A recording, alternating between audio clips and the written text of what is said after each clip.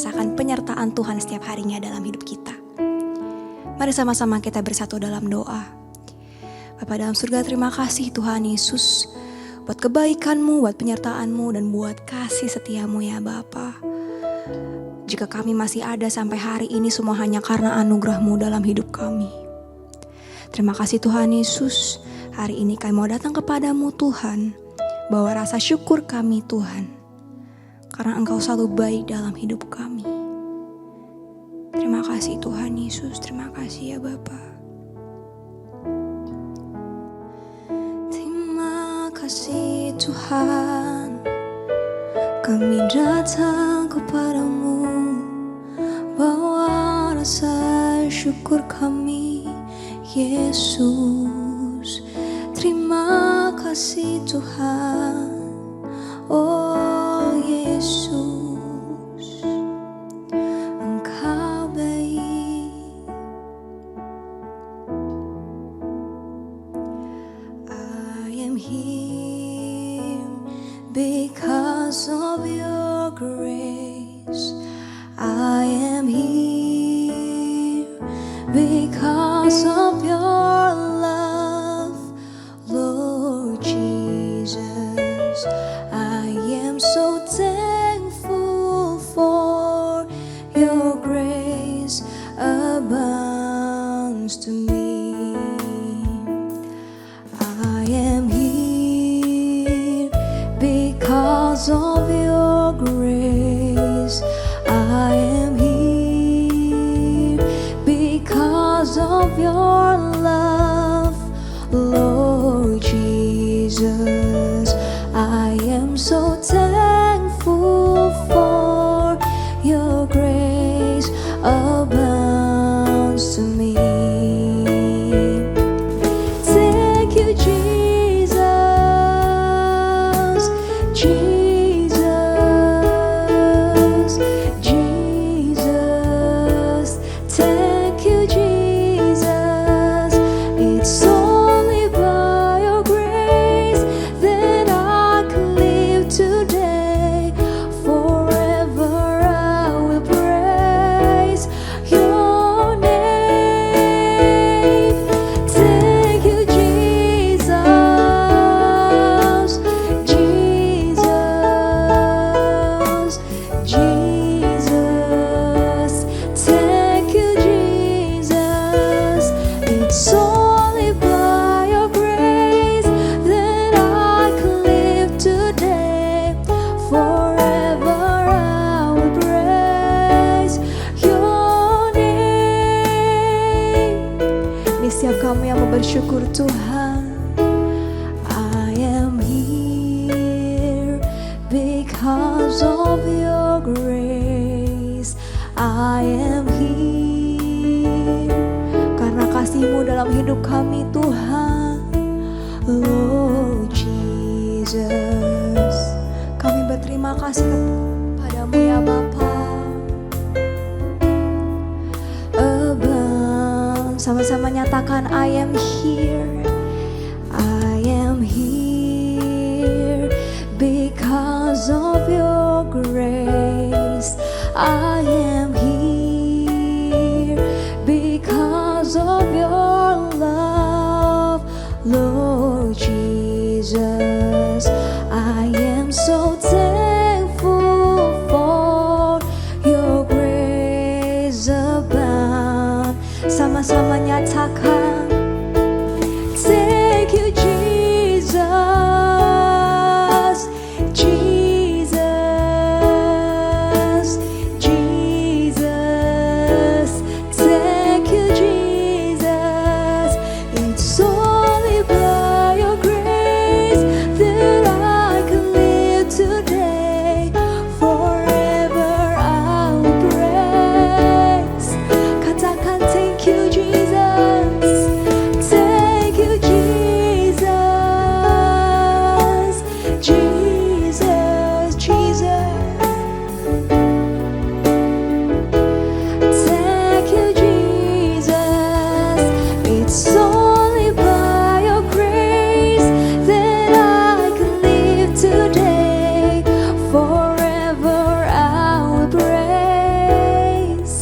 dengan lembut nyatakan thank you Jesus. Terima kasih Tuhan Yesus.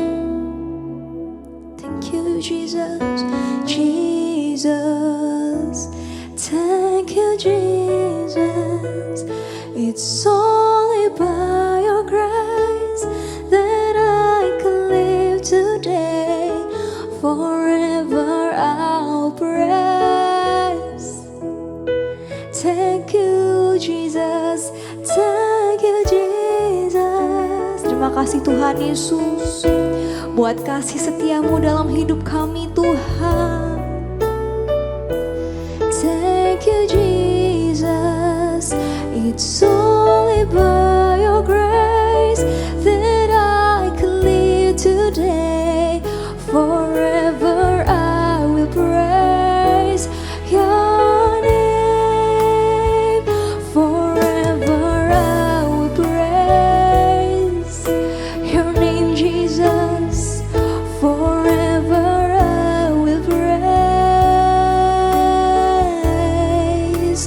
your name.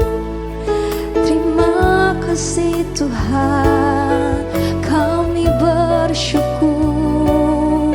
Oh Yesus, terima kasih Tuhan, anugerah-Mu dalam hidup kami. Kami mau terus bersyukur sebab Engkau baik, Engkau setia, takkan tinggalkan kami, selalu ada dalam hidup kami. Engkau setia. Kiara lama ya shandara rabaya so, kiara labata kara labara labara labara labara. Kami bersyukur kepadamu sebab Engkau baik. Oh Yesus, kiara labata kara lama ya shandara laba. Haleluya. Oh Yesus, shandara labata kara labara labara labara labara labara. Kami rasakan kebaikan-Mu ya Tuhan dalam hidup kami. Oh selalu ada Tuhan. Syararabarararamaya so, oralabata karalabara labara labara labara labara. Shandararabata karalabara labara labara labara se, oralabata kararamaya syararabaya so. Oh Yesus,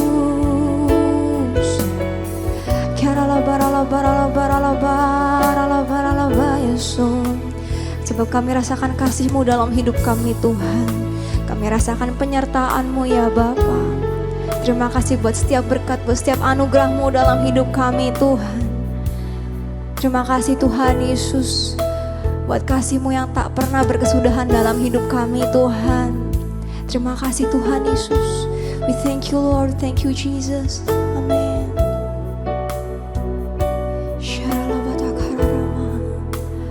Anugerah-Mu,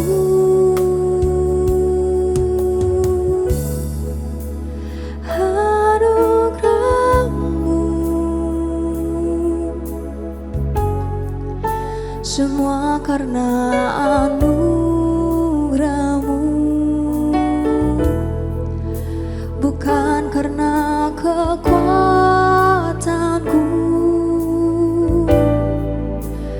Anugerah-Mu,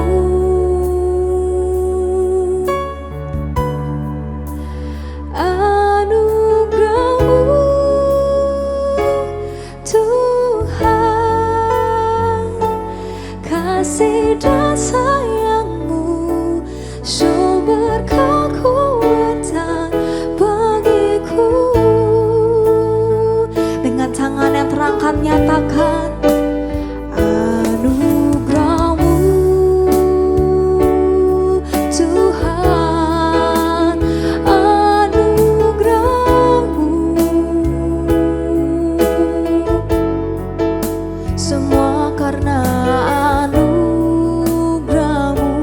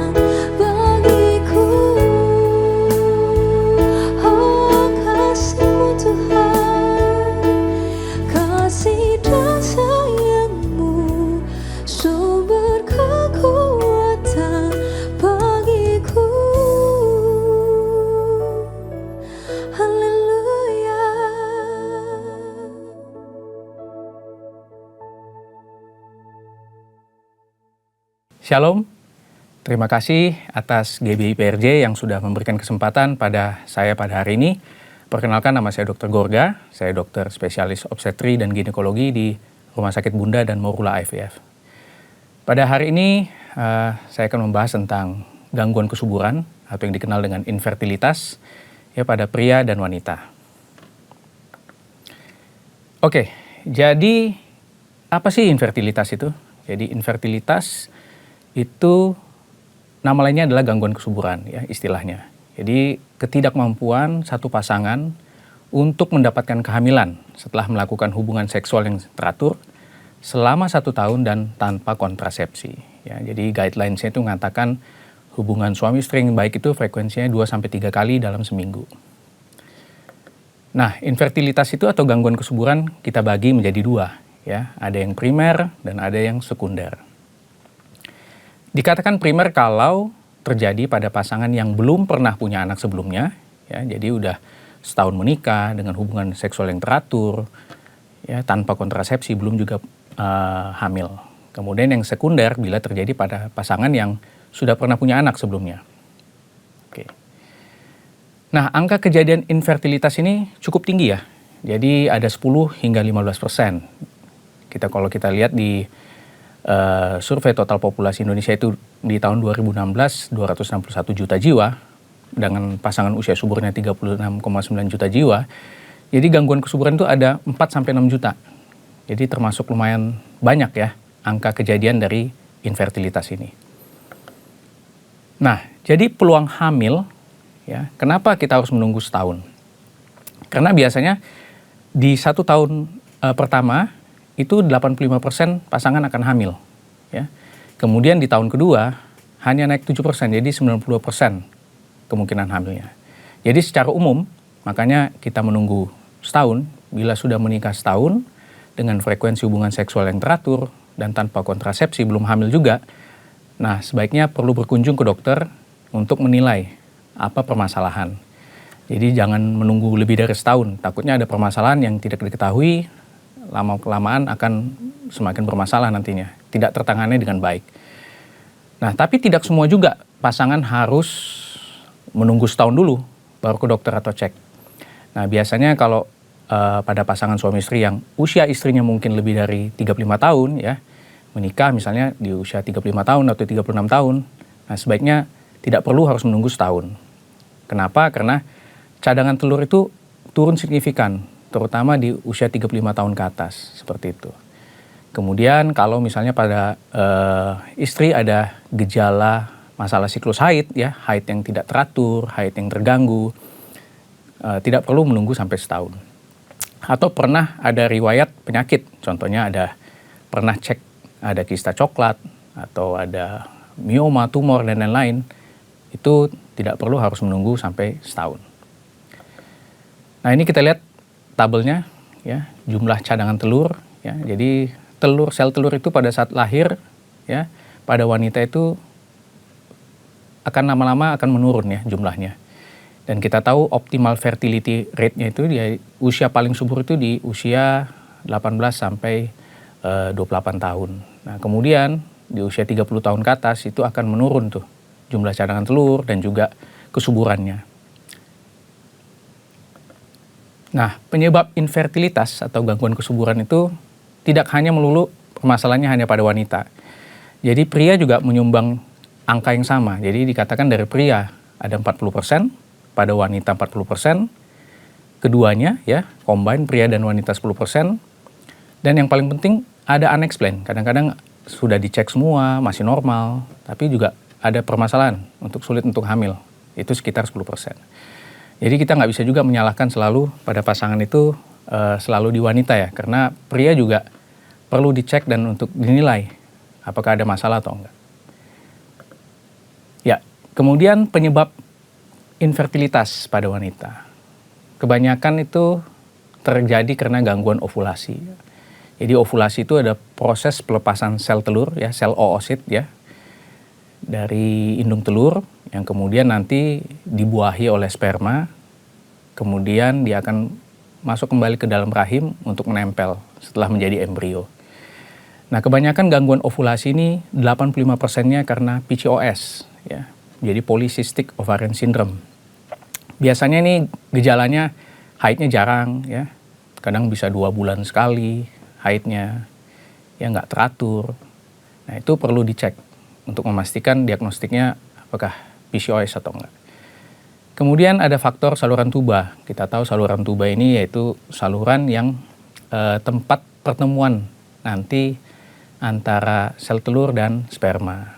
Dan kemudian kalau sudah terjadi pembuahan, embrio yang sel telur yang sudah dibuahi menjadi embrio itu akan kembali masuk ke dalam rahim melalui saluran tuba ini.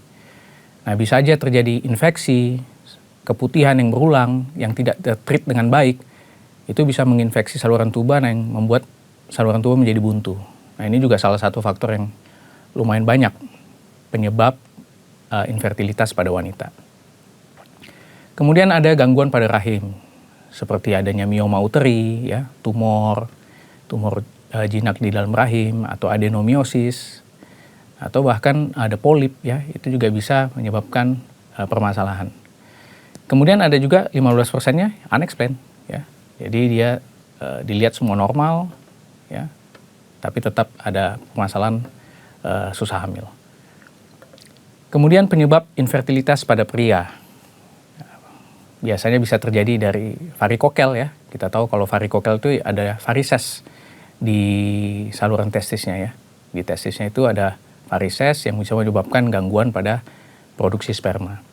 Kemudian bisa juga terjadi gangguan hormonal atau adanya infeksi, ya, radang pada kelamin pria, ya. Kemudian bisa juga dari penyakit metabolik, misalnya suami menderita diabetes mellitus, dan ada juga unexplained. Nah, sperma ini biasanya diperiksa di laboratorium dan dinilai nantinya dari jumlah, bentuk, dan gerak. Ya, kita nggak bisa menilai sperma itu dari kentalnya, encernya, tetap harus dinilai dari laboratorium. Jadi kalau permasalahannya dari bentuk, ya biasanya dikatakan teratospermi. Kalau misalnya jumlahnya berkurang, dibilang oligospermi. Pergerakannya berkurang, dikatakan astenospermi. Bahkan ada yang memang dicek spermanya 0, ya, atau azospermi. Nah, selain jumlah, bentuk, dan gerak, sperma juga bisa dicek dari materi genetiknya, yaitu dengan DNA fragmentation, ya. Itu kita lihat ada banyak kerusakan pada DNA dari sperma atau enggak. Itu akan berpengaruh kepada daya pembuahan dari sperma itu terhadap sel telur, ya. Nah, pemeriksaan apa saja yang bisa dikerjakan? Biasanya pemeriksaan dasar kita itu paling nggak dilakukan USG transvaginal, ya. Jadi USG untuk melihat bentuk daripada rahim, indung telur, apa ada masalah atau enggak, apa ada masalah bentuk, ya. Kemudian HSG itu untuk menilai saluran tubanya buntu atau enggak, ya.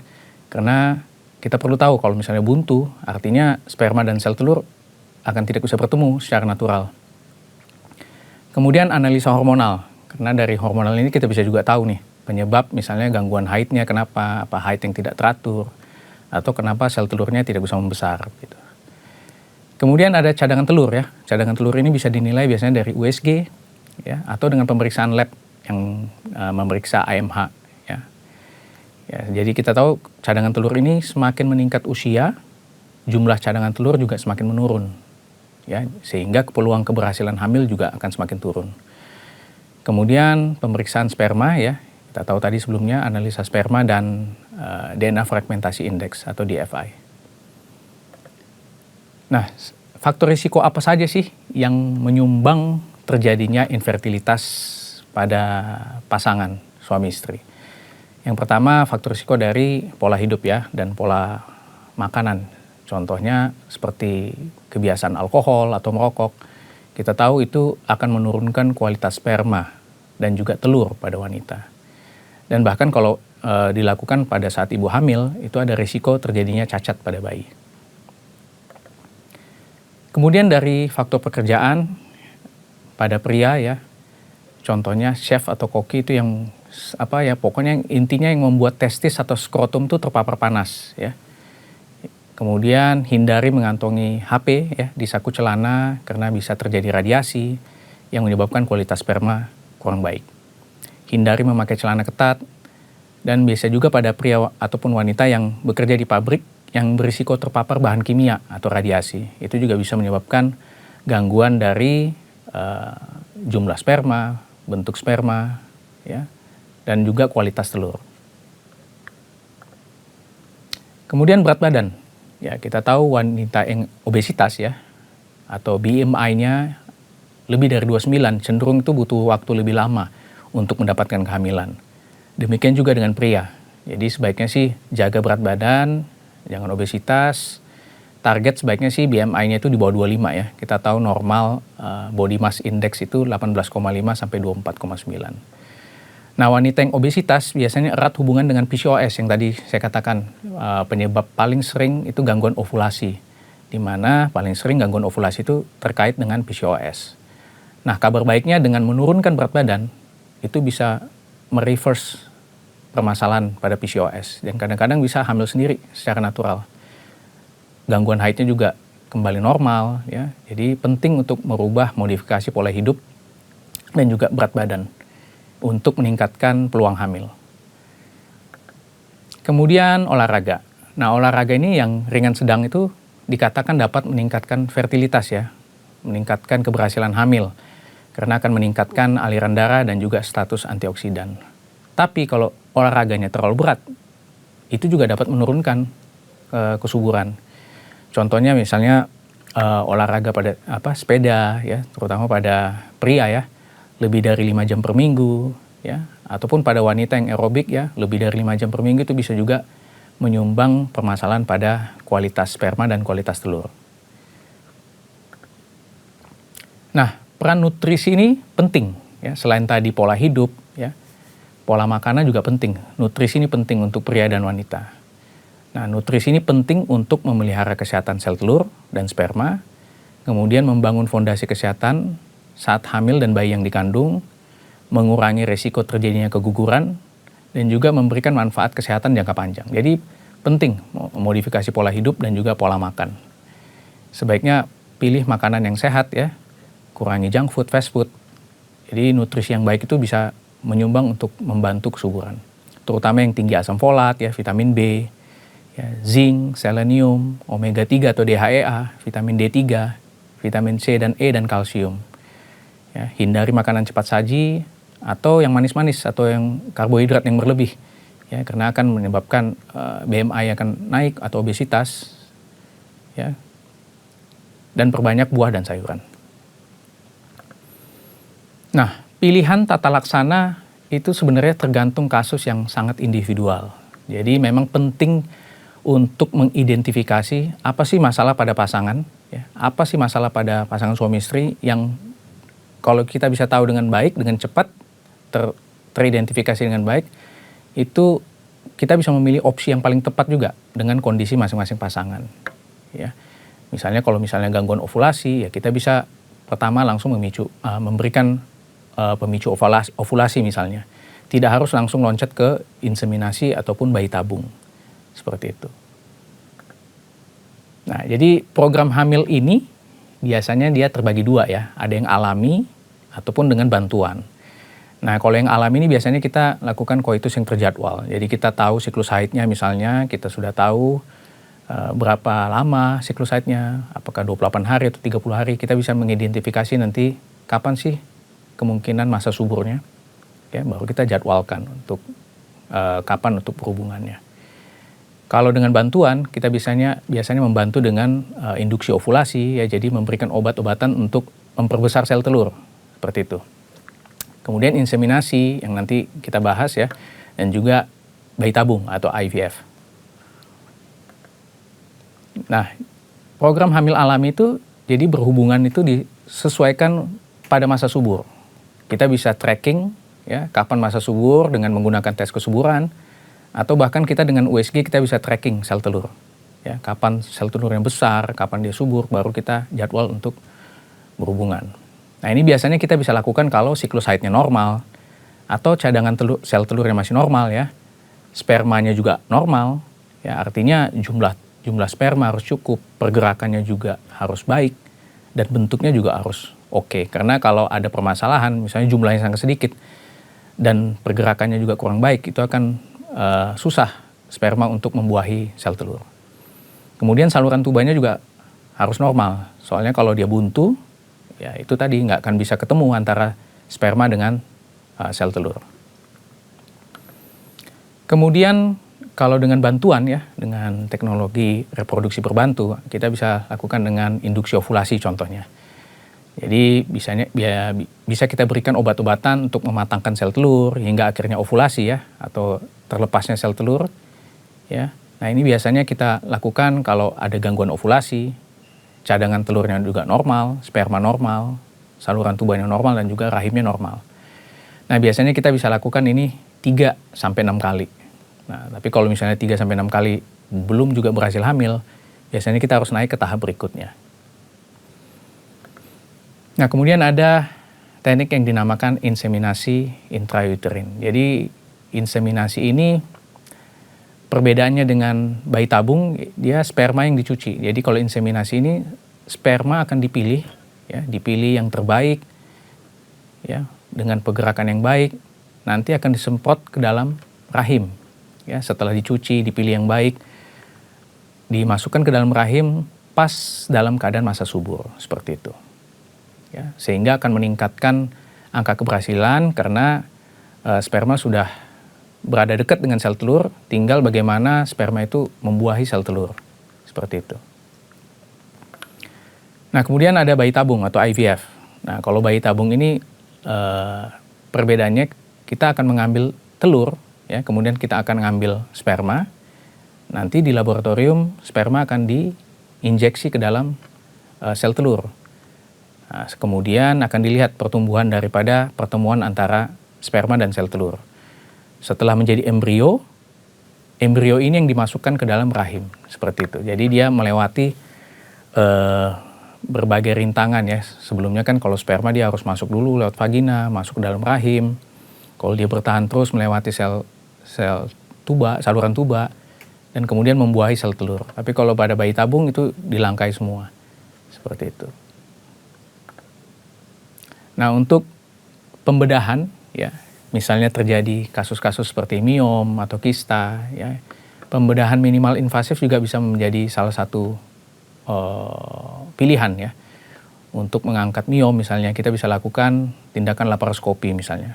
Jadi kita nggak melakukan operasi yang lebar, jadi insisinya ya kita bisa lakukan laparoskopi ya, dengan teknik kamera ke dalam dan juga luka insisi, luka operasi yang sedikit, yang minimal, ya, sehingga waktu rawatnya juga lebih singkat, nyerinya lebih minimal, dan lebih presisi.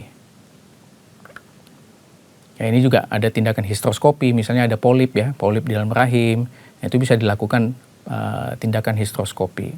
Atau mungkin ada perlengketan di dinding rahim, ya itu juga bisa dilakukan dengan histeroskopi. Jadi kamera masuk ke dalam rahim, kemudian dilihat permasalahan di mana, misalnya ada polip, itu bisa diambil dari histeroskopi.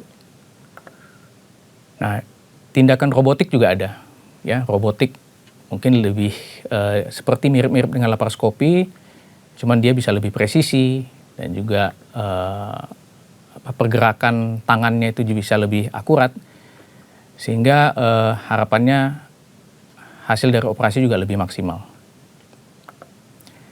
Nah, mungkin take home message ya, tips untuk pasangan-pasangan muda ya, atau mungkin yang ingin hamil ya, pentingnya untuk mencatat hari pertama haid terakhir tiap siklus. Kenapa? Karena dengan mencatat hari pertama haid terakhir, kita bisa memprediksi kapan sih ovulasinya, seperti itu. Atau mungkin tahu nih jadinya, haid saya ini siklusnya teratur atau enggak sih, seperti itu. Ya, kita tahu siklus haid yang teratur ya 24-35 hari. Ya, kemudian perlu dilakukan monitor ovulasi. Ya. Ovulasi itu biasanya 12-16 hari sebelum siklus haid berikutnya. Kemudian bisa juga untuk tracking ovulation menggunakan alat ya, L-Hakit namanya. Banyak dijual, itu bisa dilakukan di pertengahan siklus haid. Ya, jadi kalau kita tahu hari pertama haid terakhir ya. Kita tahu hari pertama haid terakhir tiap siklus. Biasanya di pertengahan siklus itu bisa kita tes dengan LH kit. Kalau dia garis 2, berarti lagi masa subur nih. Bisa untuk tracking ovulation. Ya. Kemudian pentingnya untuk menjaga berat badan tubuh. Ya, kita tahu tadi obesitas, ya, BMI yang tinggi itu bisa membuat gangguan siklus haid, bahkan menurunkan angka keberhasilan hamil. Kemudian perlunya minum vitamin prenatal ya secara teratur. Anjuran sebaiknya 3 bulan sebelum program hamil itu bisa dimulai gitu. Dengan harapan setelah 3 bulan minum vitamin, kualitas sperma akan lebih baik ya. Kualitas telur juga akan lebih baik, lebih fit dan lebih siap untuk hamil. Kemudian makan makanan yang sehat ya. Kurangi olahraga yang berat atau terlalu capek atau letih. Waspadai penurunan kesuburan terkait usia ya, terutama wanita. Karena kita tahu cadangan telur itu akan menurun ya terkait usia. Hindari merokok dan minuman beralkohol dan ketahui kapan harus mencari bantuan medis. Oke, terima kasih atas waktu yang diberikan. Semoga bermanfaat dan God bless. Shalom.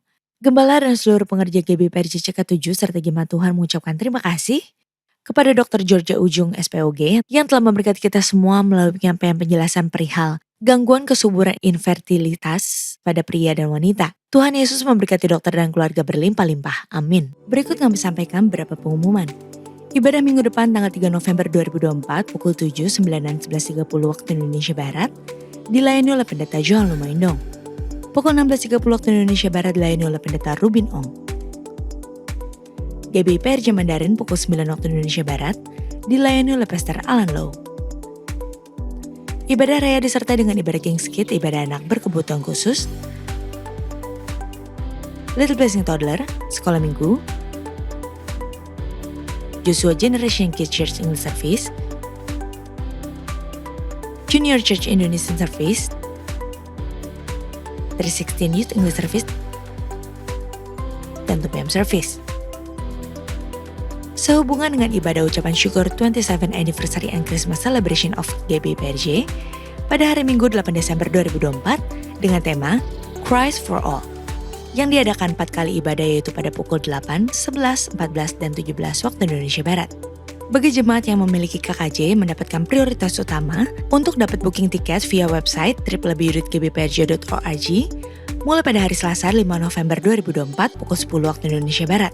Bukti booking dalam bentuk QR dapat ditukarkan tiket pada hari Minggu 10 November 2024. Dan bagi jemaat yang belum memiliki KKJ, maka tiket dapat langsung diambil di counter depan pada hari Minggu 10 November 2024. Dan seperti tahun-tahun sebelumnya, pada kesempatan ini juga, kami mengajak Bapak Ibu sekalian untuk dapat ikut ambil bagian dalam bentuk paket sponsorship. Untuk info lengkap dapat menghubungi counter di depan.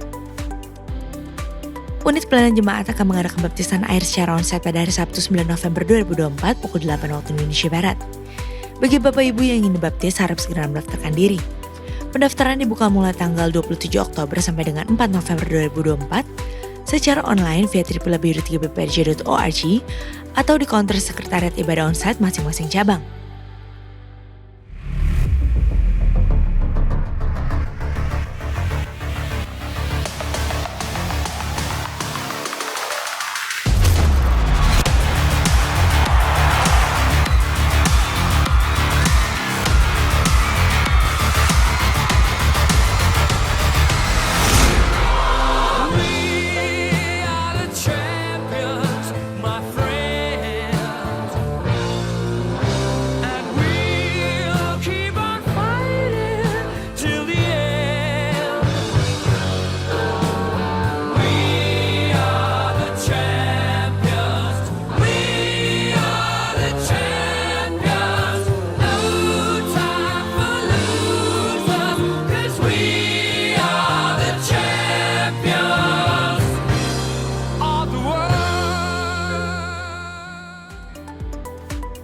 Untuk info lengkap seluruh kegiatan GBPRJ CK7, maka Bapak Ibu dapat follow sosial media GBPRJ baik di Instagram, TikTok, Facebook maupun Twitter. Sekian pengumuman pada hari ini. Terima kasih atas perhatian Bapak Ibu sekalian. Tuhan Yesus memberkati. Tuhan, kami mengucap syukur untuk ibadah Welcome Baby Day hari ini.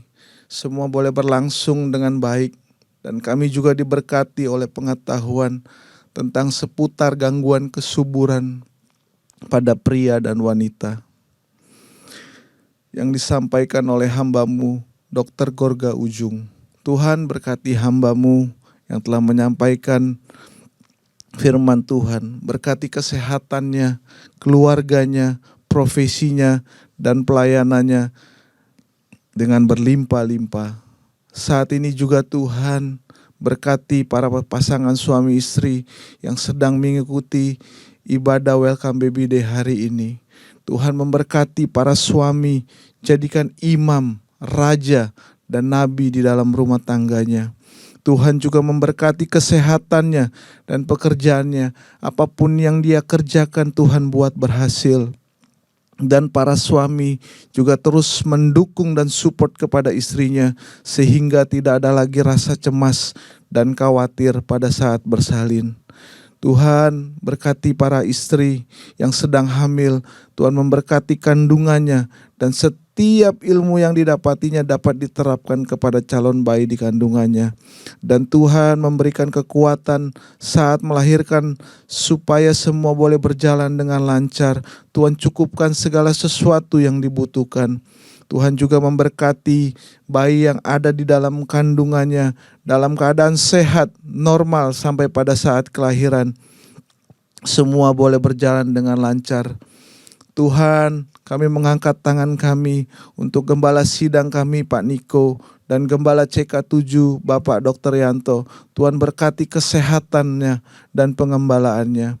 Tuhan, kami mengangkat tangan kami juga untuk bangsa kami, Tuhan. Terima kasih buat presiden dan wakil presiden yang telah terpilih, Tuhan, dan yang akan melaksanakan tugasnya, Tuhan. Tuhan memberkati biar setiap program-programnya, Tuhan, membawa bangsa kami untuk lebih baik lagi, Tuhan. Dan tiba saatnya kami menerima doa berkat melalui hamba-Nya. Jemaat Welcome Baby Day yang dikasihi Tuhan, mari kita siapkan hati untuk menerima doa berkat. Terimalah berkat yang berlimpah-limpah dari Allah Bapa, kasih karunia dari anaknya yang tunggal Yesus Kristus, dan penyertaan yang manis dari Roh Kudus menyertai kita mulai hari ini sampai Maranatha, bahkan untuk selama-lamanya. Haleluya, amin.